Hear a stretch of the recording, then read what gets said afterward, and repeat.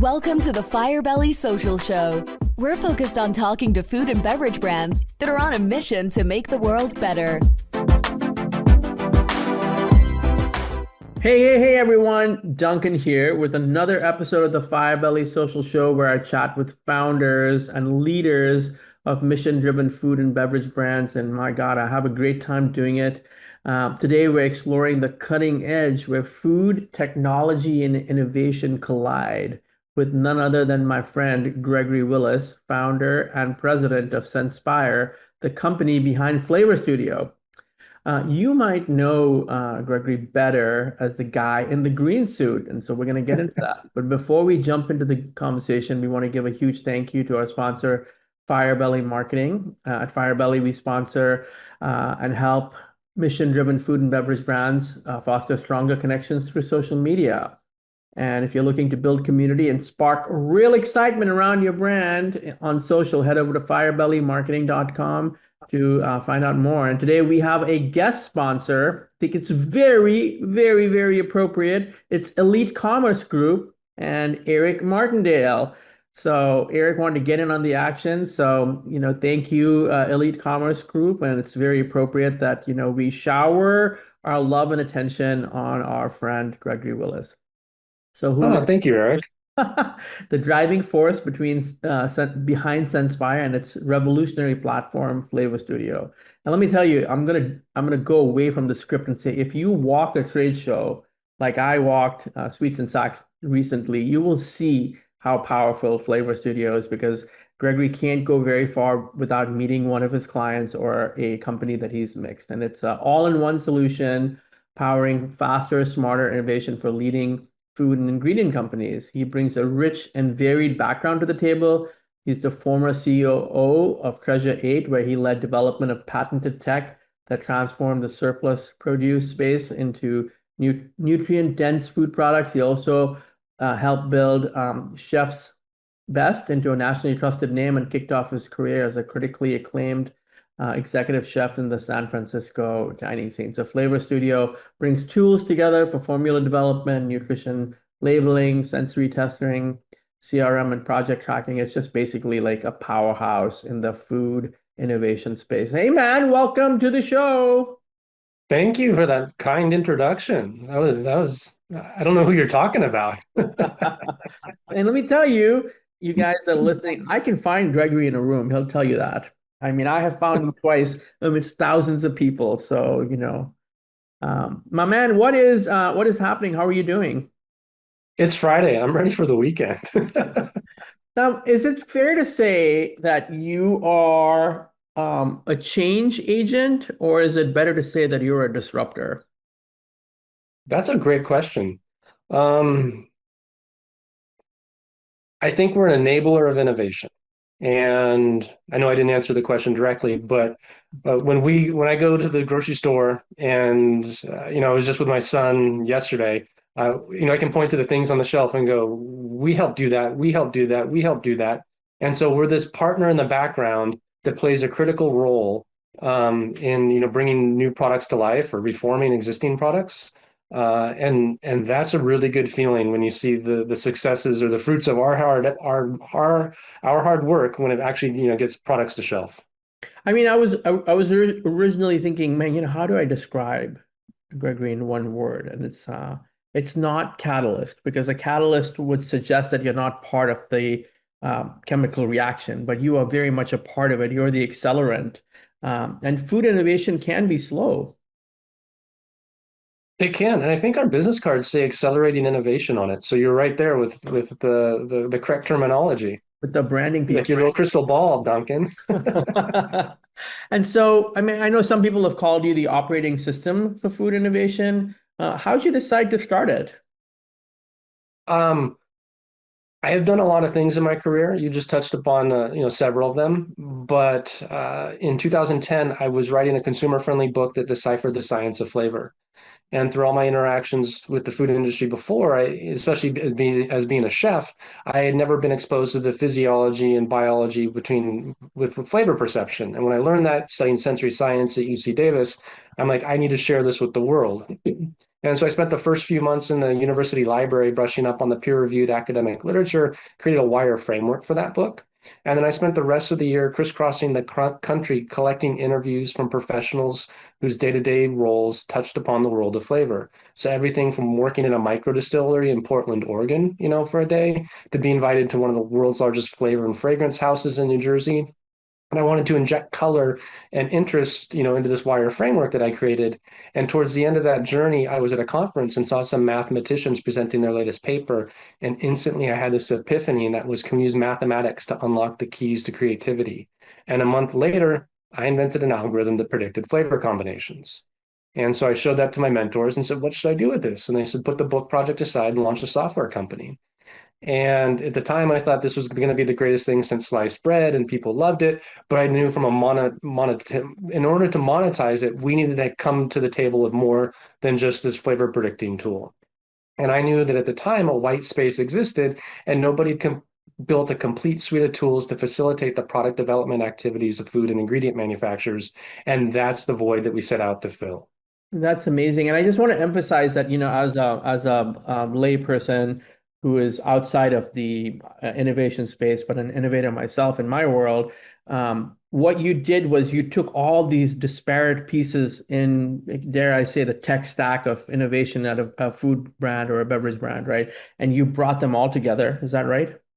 Yeah, I mean, what was when someone sees a demo today, at the end of a call, they'll say something like, "Oh," they'll have this epiphany, and they go, "I can get rid of three, four, five disparate systems." So we've unified the innovation space on a single platform.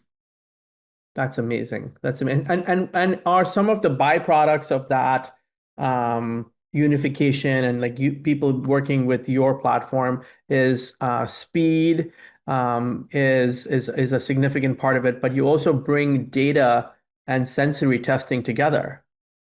Correct. Yeah, and that's really the benefit of it is that first and foremost, whenever we talk to someone at the beginning of the call, they get really defensive, and I'll even go the word further and say ashamed. They say, we're still using Excel spreadsheets, and the majority of the industry is. Whereas we come to the table with a dedicated formulation tool that liberates companies from spreadsheets. We've embedded any sort of mathematical calculation that a food or ingredient manufacturer could need in our tool. But then because it's already in existence, adjacent to their formulas, they've got nutritional analysis. And then if they want to put this product in front of a human and get a response, they can link that to a sensory survey and conduct the taste tests, all done digitally on the same platform. Everything's hyperlinked back together. So they know exactly what they're testing, what the feedback was, and they can, if they're going to look at results a week from now, a month from now, a year from now, they'll know exactly what was tested, and what was unique about that product from a formulation standpoint. And so you really, I think with your book research and your experience, you were really able to look at the challenges that brands face today and specifically set out to solve some of those problems. Just for the people that don't know what those pain points are, what are some of those pain points? I say we had an initial good guess about this void we were going to fill, Duncan. Um, but then we would show it to people and they'd go, this is really great, but this is what we do on a day-to-day basis. Can you do this? So then this harks back to the beginning of my career where I was a fine dining executive chef. There the customer was always right. Didn't matter what the customer said or wanted or needed. I very early in my career, it was embedded in me that the customer is always right. So take that to being, take that service mindset to running a software company. Whenever a customer comes to us and say, "Hey, it'd be really great if Flavor Studio could do X, Y, or Z," we've got the most talented software engineers in the world, but they don't know food manufacturing. They don't know beverage innovation, and so we've been very reactive to what our customers come and tell us, and we incorporate those features into Flavor Studio such that now we're 14 years old. Someone looks at the application, they go, "How did you guys think of all this stuff?" And it's like, we didn't do it. It's our customers who recommended that we do things.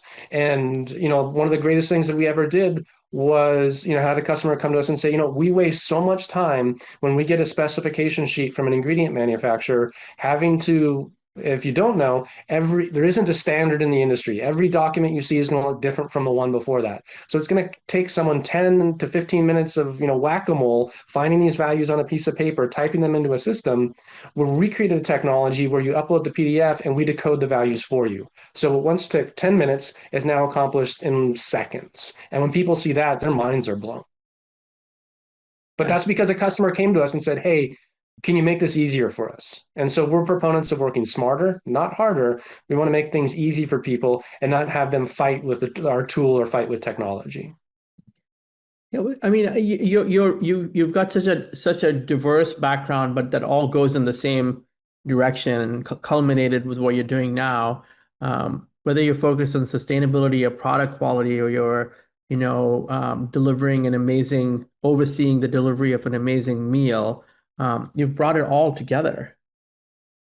Where I am now, yes, but if we had a much longer time and we'll sit down at a bar over beers and I gave you my full CV, people hear it and they go, "There's no linear track through this." It's if you were a high school student and you're going to say you're going to do these things, that high school student would say you're crazy. There's no way someone's going to do this. I mean, I'm a college dropout who became a fine dining chef.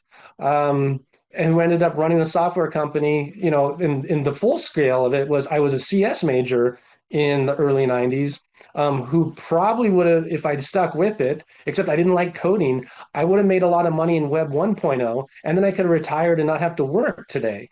But I went and pursued something that I was passionate about. And for me, that's been the driver is, I want to do something that I love. And that's been the North Star for me in all the career choices that I've made. And I know one of the things in my research, one of the things that I saw was that this platform was not built for one company. This platform was built for the entire industry.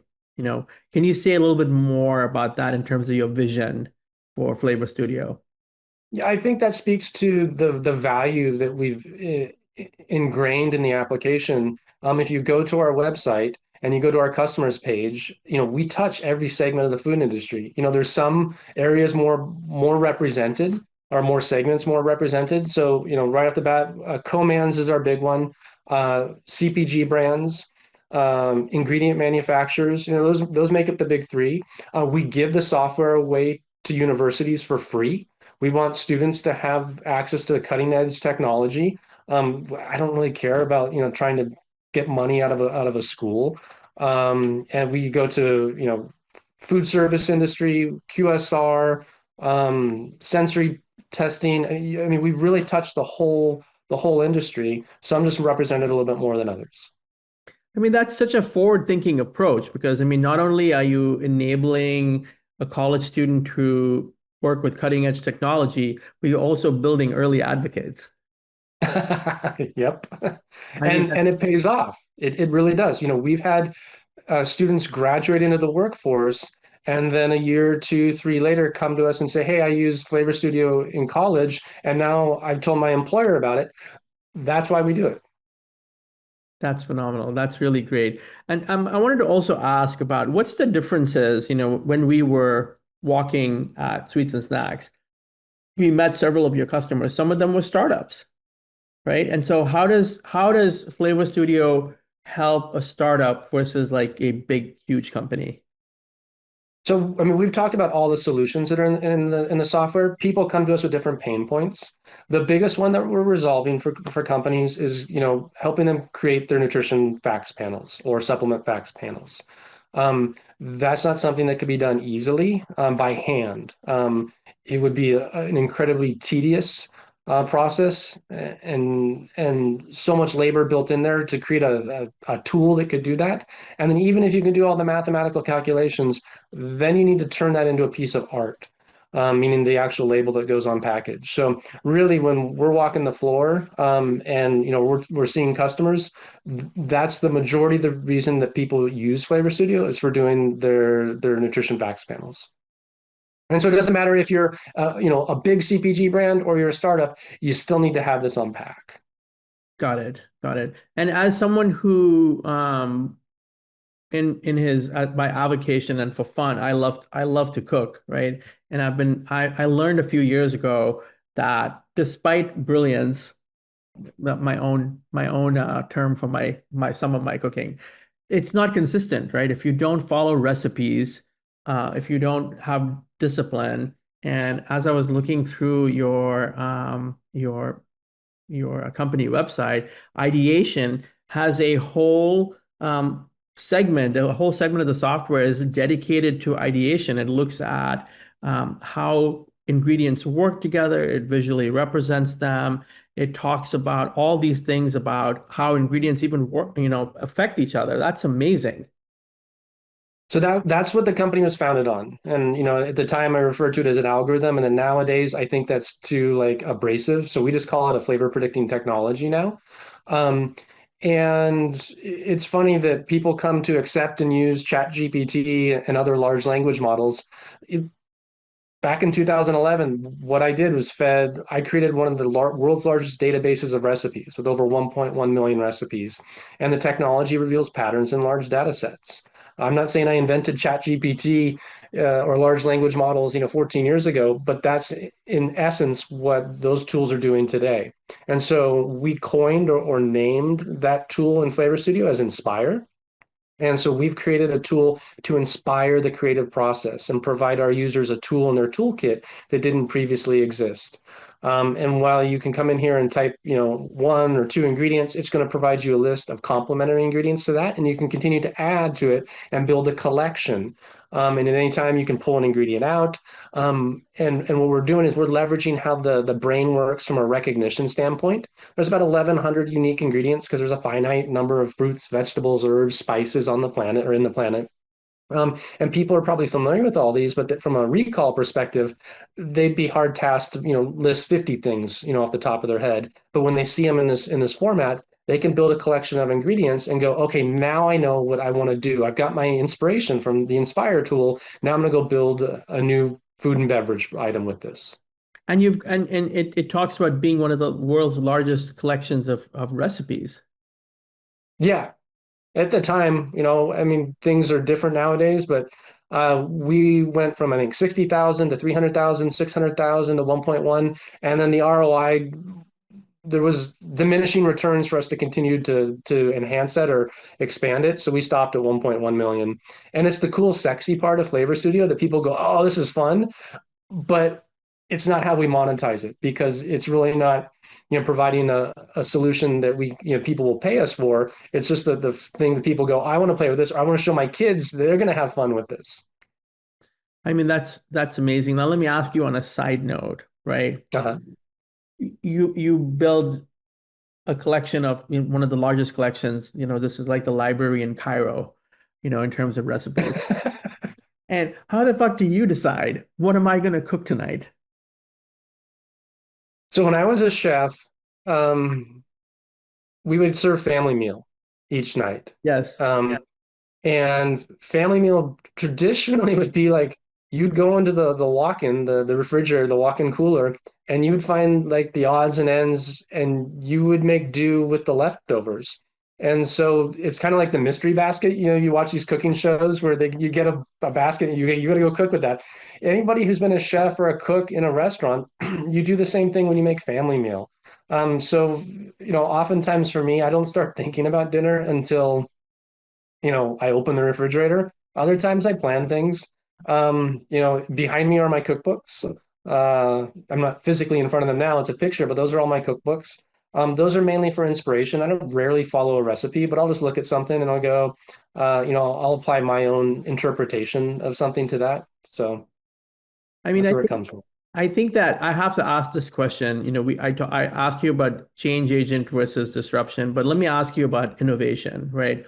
At its heart, for random founder who's listening, or a salesperson in CPG, or maybe a retail executive that's listening. Like, according to Gregory Willis, what is innovation?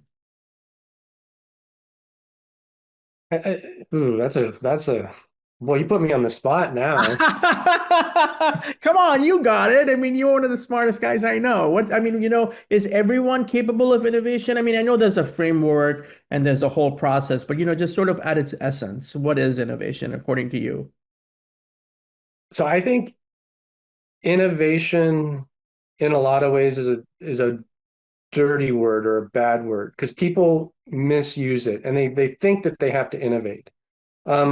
Here in California, we've got In-N-Out Burger. It's the same menu it's always been. They're not chasing fads, they're not chasing trends. They're delivering one product really, really well. Um, and I think some people fear that they need to continually reinvent themselves or be reactive to what the market's doing. I would much rather be leading from a service from a product quality perspective opposed to thinking that I need to out innovate myself. So, innovation can come in a variety of ways. Um, but I think innovating for the sake of innovating because others are telling you need to do it is the wrong mentality. I think someone who's a true innovator is just going to do it and they're not going to think about it. And there is a lot of pressure, right, for people to, I mean, I don't know what's driving that, but is the pressure from a sales perspective? Is it from a relevance perspective? Is it from this company is staying ahead of everyone else? Or what drives that? Or I mean, is it pure sales? Um, I think market conditions, which is, sales is derived from that. Meaning what are your competitors doing? The big thing right now, that's fingernails on the chalkboard for me is AI. It's AI that's getting thrown. It's the spaghetti on the wall. Let's throw it against the wall, see what sticks.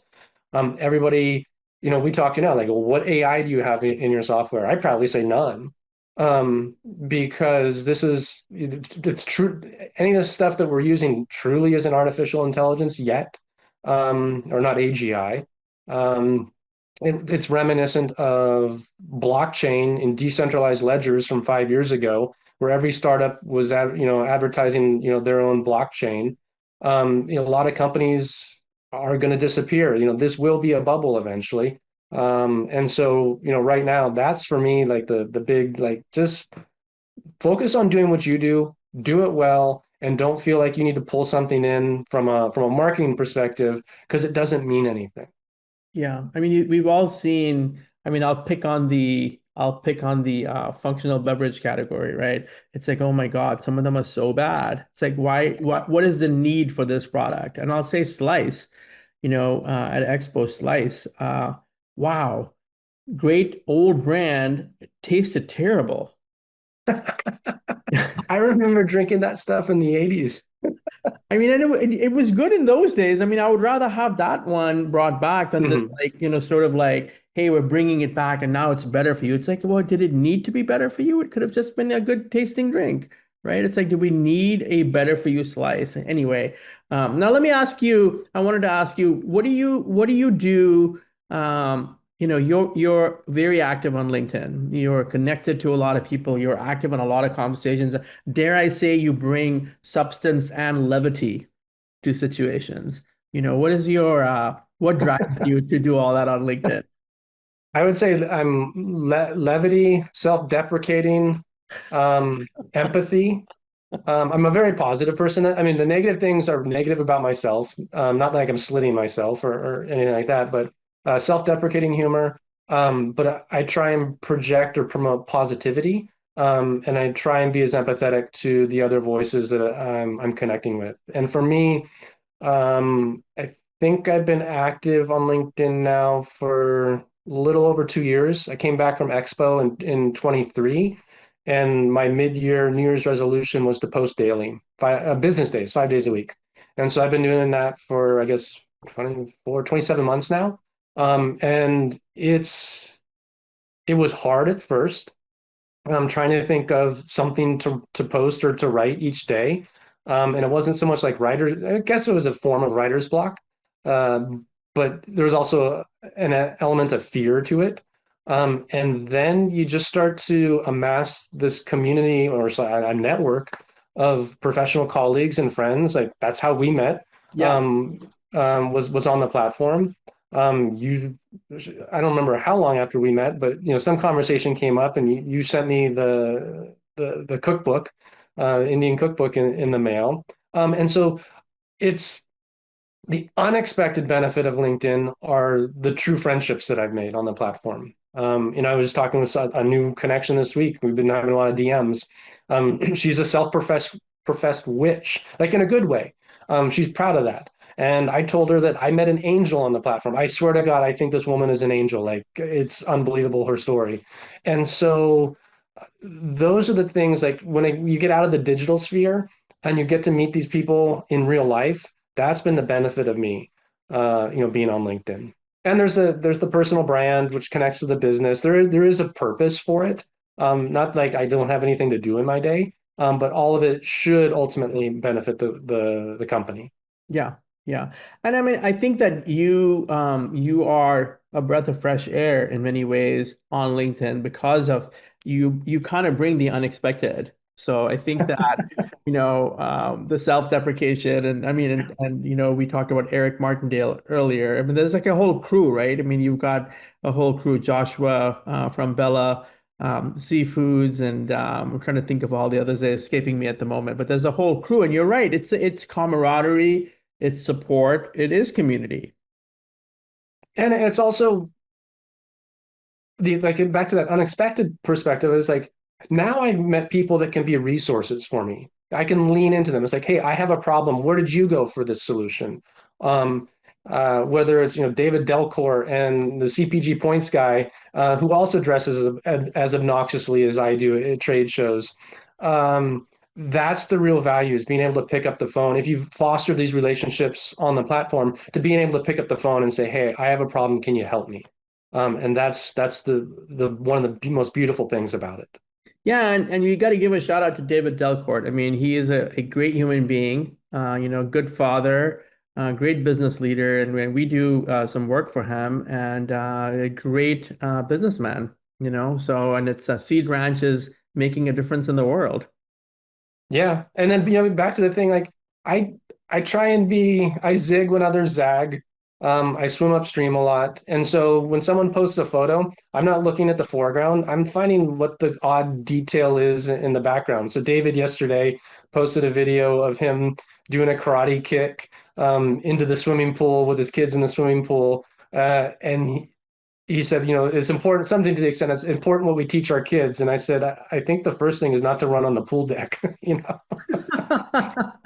And Everybody else was focused on his jump into the water and his muscles and his, ripped torso. And I'm like, yeah, but you shouldn't have been running. Your kids shouldn't see you do that.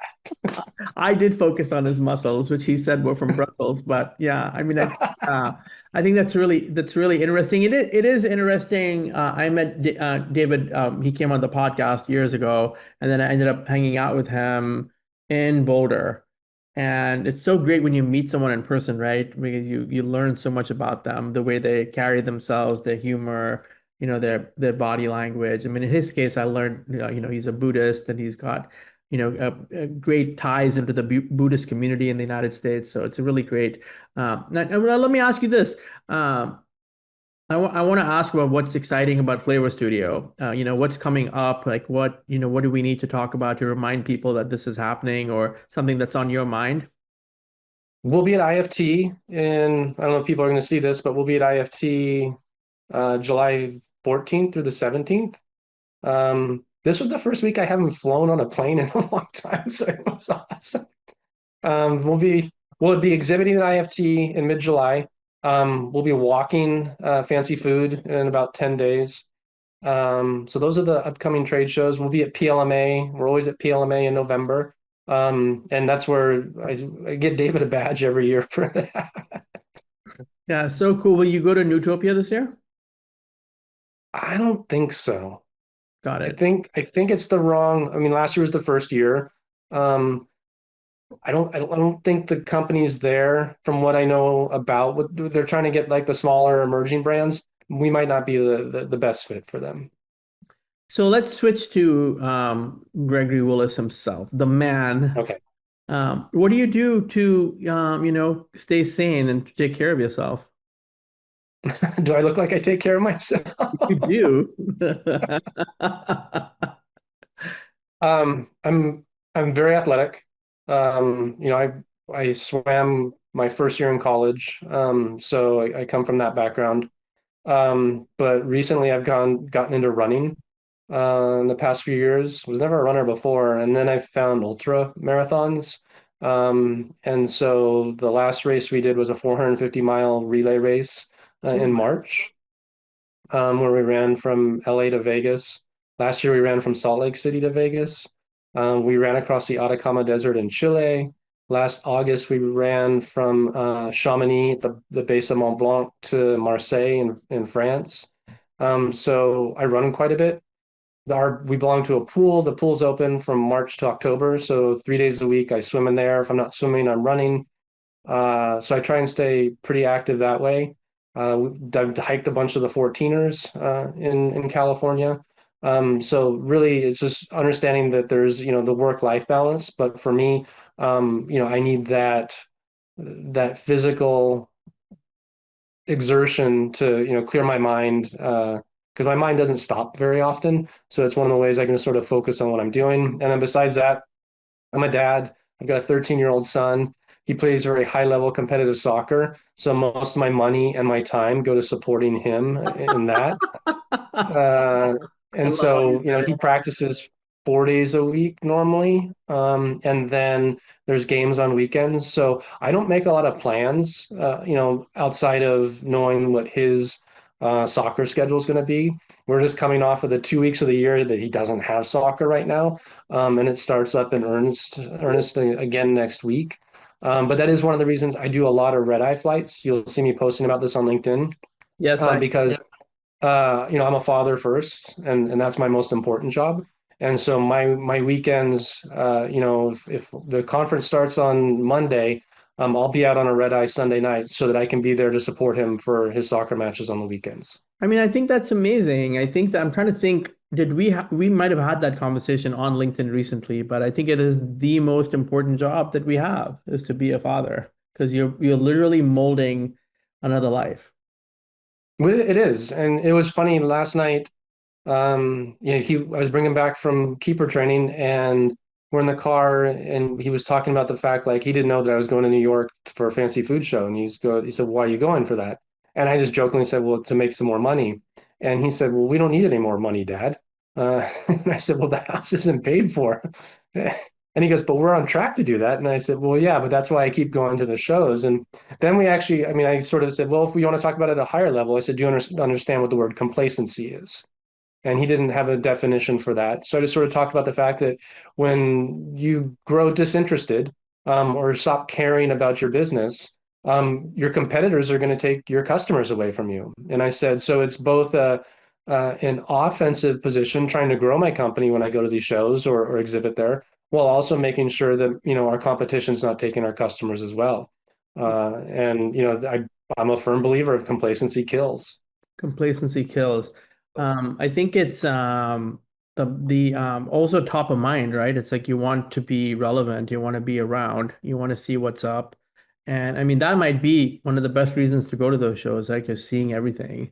And we have to give a shout out to our friend that you so graciously advised to never come back to Indianapolis, Kia from Freedom Confectionery.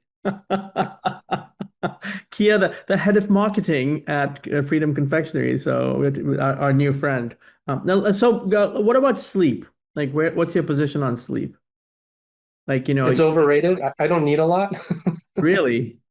No, I sleep probably 4 or 5 hours a day.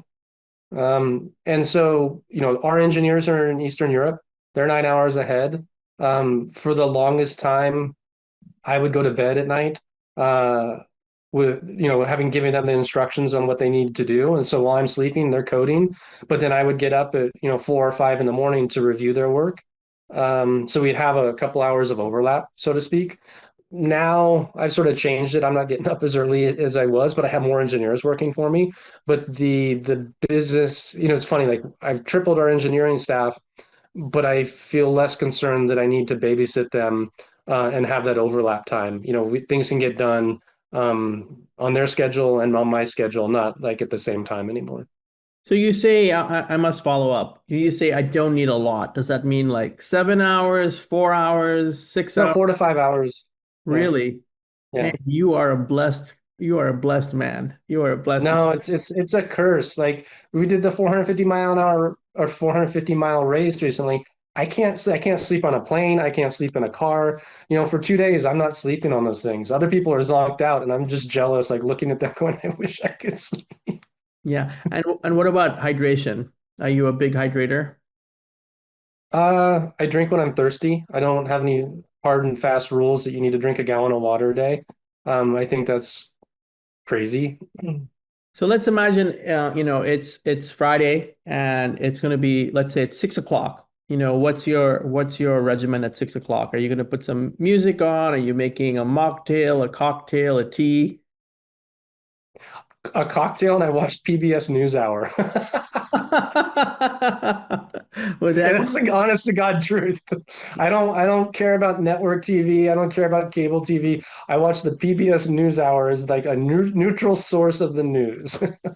well, now what about and what's your one of your go-to cocktails? Well, for a while there, I was a distiller, and we were making gin for Trader Joe's. So I'm a big gin drinker. Really? And your favorite gin? I drink at home. I drink Bombay Sapphire. When I was in, so at home, I don't want to spend time. I just want to throw some ice in there, let the ice melt, and we're good to go. We were in Italy recently, and I had a bunch of Negronis there. We were in Italy. I also there was a bottle shop beneath the hotel that we stayed at in Sorrento, and they had a gin from Buckingham Palace, where the aromatics were grown in the gardens of Buckingham Palace, and I think it's what the Oh, Queen used to drink each night. And this gin is amazing. Can't really? get it in the States. Ever since we came back, I've tried to get it. It's supposedly you can only get it in England, but this bottle shop in Italy had a bottle, so I got one.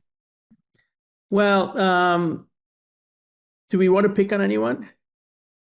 Oh, I'm gonna be nice today. I'm completely honored that Eric is sponsoring this today. So thank you, Eric.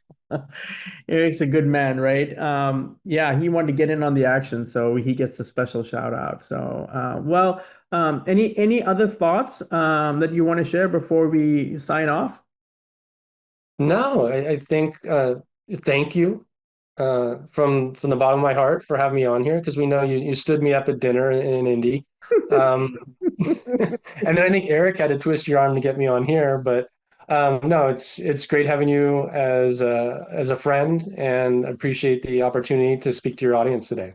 Well, you're so welcome. You are a friend. There's no question about that. And just so you know, Eric didn't twist my arm. I mean, I don't have many things that I can be elusive with you with, so I had to be elusive just to play that game. So And back to like the zigging and zagging, and we were talking about that, and innovating. Um, the one thing that I do, like from a personal brand perspective, and I take it to next level, are my costumes and my outfits, and in the public persona. By nature, I'm an introvert. In a normal crowded room, I could care less about talking to people. I could just shy away to my wall or my corner. But I know that for the purposes of my company, that, when I go onto a trade show floor, and I learned this, 18 years ago, that even though that's my comfort level, that I need to, turn something else on to make it be beneficial. And so, after meeting David and his yellow tracksuit, I took it up quite a different a few levels. But that's how, walking a show, people recognize me now yeah, amazing. because of the outfits that I wear. Now let me ask you this: is that a custom made outfit?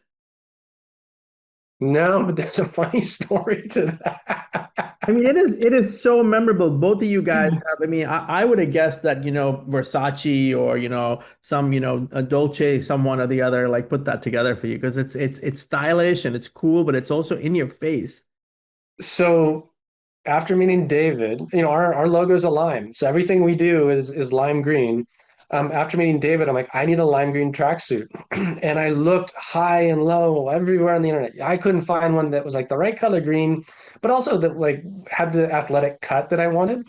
And so I said, screw it. And I'm used to like finding, designers and engineers and all these talent on the web. So I found a seamstress in Florida. And she's like, you buy the fabric. So I bought the fabric locally, shipped it to her. I gave her all my measurements. And then she finished. And then she's like, you know what? The fabric's a little sheer. I'm going to put a liner in it. And I said, okay. So then she ships it to me. And I go to put it on. And the liner, when she sewed it in, had turned 90 degrees. So that when I put like one leg in, like the pants spun around and I looked like a 3-year-old getting dressed. And it was the most god-awful thing in the world. So, but then it was like in preparation for a show. And I'm like, I keep telling people like, I'm going to be wearing like the most incredible outfit. So then I got the silver tracksuit. And then, that was sort of like the first foray. I've always had crazy pants. And then I found the furry leather jacket, not the furry leather, but the furry green jacket that people just adore, which isn't available anymore. And then the most recent addition was the powder blue suit that I wore one day at Sweets and Snacks. You saw me in that. Eric found me, just as he said, serendipitously filming a video, and there I come with the powder blue suit. So I'll wear things that other people won't wear, but they're also very stylish, as you said. It's not just, obnoxious for the sake of being obnoxious. There's an eye that goes into all the outfits that I wear. Well, I noticed that the shoes are carefully curated too. Everything is. It's the attention to detail, and that goes all the way back to being a chef. At the level of restaurants that I was at a chef at, it was the attention to detail. So I look at 100% of everything, whether we're talking about the food on the plate or it's the outfit that I'm wearing. Even my socks, those are all orchestrated Hey, and Gregory. curated. Hey, Gregory, this is going to be a great audiogram. This is going to have so much engagement, the story behind the suit. But I got to get you to do one more thing, if you will. I want you to like go back to your executive chef days and shout out one of the cool chef things right now. What do you mean, shut out one of the Like sea like bass what all they do in the day. kitchen? What? 17 sea bass all day. One of those cool. Uh, you so like if you're expediting, that's what they say when you running the rail. Those are the other terms in there, but you have all the tickets, or we would call them the dupes. And so then you would say, fire tables 21, fire 21, 24, 28. And then you would look through them and just make sure the cooks had everything. You go, okay, I count, 7 sea bass, 5 fillets, 3 medium, 2 medium well, and then you just work through that. I mean, it's And just. then the servers come in and you go, 86 halibut, we're out of halibut. I mean, but the thing is that is. I mean, I'm trying to remember the name of the book that I was reading recently, and it talks about the importance of lists. And God, I wish I could remember the name of the book. But they talked about how emergency rooms, cockpits, and kitchens of restaurants are the most complex, fast-moving places in terms of work. I So mean, I used to tell, so when I started cooking, and I'm old, so I'm over 50, but whatever. When I started cooking was right around the time that ER came out, the television show. And that was like the first crazy medical drama, which was different from all the other ones. And like my friends would go, what's it like working in the restaurant? And I said, it's a lot like you watch ER when they bring the patient into the emergency room. It's an orchestrated ballet. Everybody's doing this, everybody's doing that. They all know what role they play. And it's the same thing in a kitchen, except in the kitchen, you're surrounded by knives, fire, and all this other hot liquids, stuff going all over the place. And the endorphins that you get from a Saturday night service is very much like a drug. You come home 11 o'clock, midnight, you're not going to sleep for a couple hours. You have to come down from that high.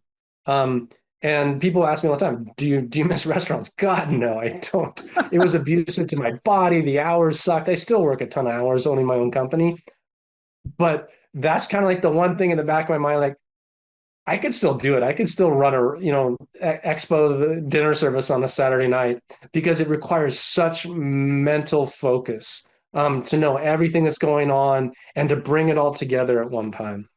I mean, it's the book is called The Checklist Manifesto. It's by Atul Okay. Gawande, and yeah, I mean, it's tremendous, right? Because you may not be saving lives, but goddamn, sometimes I think that dealing with angry customers at a high-end restaurant might be worse than someone dying in their mind.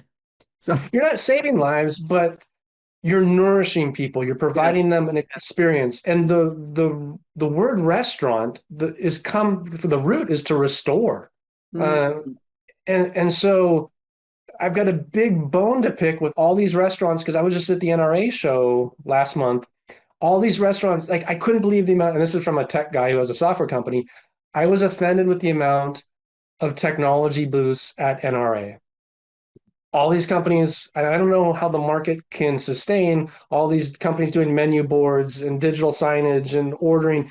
What we're getting away from is customer service, where there is a human to human interaction. And I'll probably make a post about this because I've been thinking about it a lot lately. I hate it if I go in and I can't just go up to a counter and place an order now, that I have to interact with a digital menu board and I don't know what to push. It takes me longer. I get frustrated. Restaurants, I think, not all restaurants, but a lot of restaurants are straying too far towards leaning on tech and getting away from that restorative process and nourishment and customer service. yeah. I mean, I feel you, brother. I am the weirdo that does not like to scan the. QR code. I'm like, hey, can you just give me a piece of paper? Because I don't want to look at my phone. I want to just hang out. And I love, you're right, the small touches, even as a home cook, right? And I try to deliver, four phenomenal meals a week to my family. But you know what? I had to share this with you publicly. My wife actually said to me, honey, you don't have to cook 4 times a week. You could cook 3 times a week. And I said, are the meals not good? And she goes, oh, they're great. It's just your intensity. She said, you're so worried about the fact that there's an extra drop of olive oil on the side. It's like, and I'm only producing 3 meals at a time, so. Well, let's give a last shout out to Asma Khan and Asma. We'll have to find a way to connect you and Gregory, but you're going to cook the gobi this weekend, the cauliflower this weekend. I have my whole head of cauliflower. I'm going to do the whole head. Oh my gosh.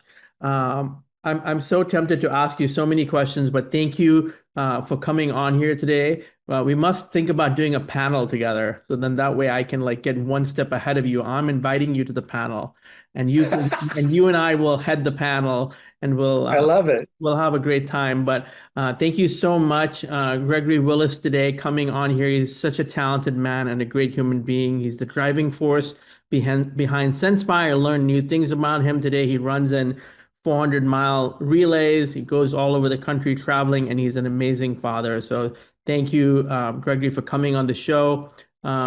To the audience, thank you for listening. We know this is a different show. This is a show where I advocate for founders. So if you're a mission-driven food or beverage brand looking to connect with your audience, let's talk. Let's build your brand on social. Firebelly Marketing is here to help. Thank you to Eric Martindale and Elite Commerce Group. Thank you for tuning in. Don't forget to subscribe, rate the show, review the show. We've been rated a top 20 food and beverage show by Feeder. So until next time, keep innovating, keep collaborating, and making a difference. And thank you to Gregory Willis. Thank you, Duncan. Thanks for listening to the Firebelly Social Show. We'll see you again next time, and be sure to click subscribe to get future episodes.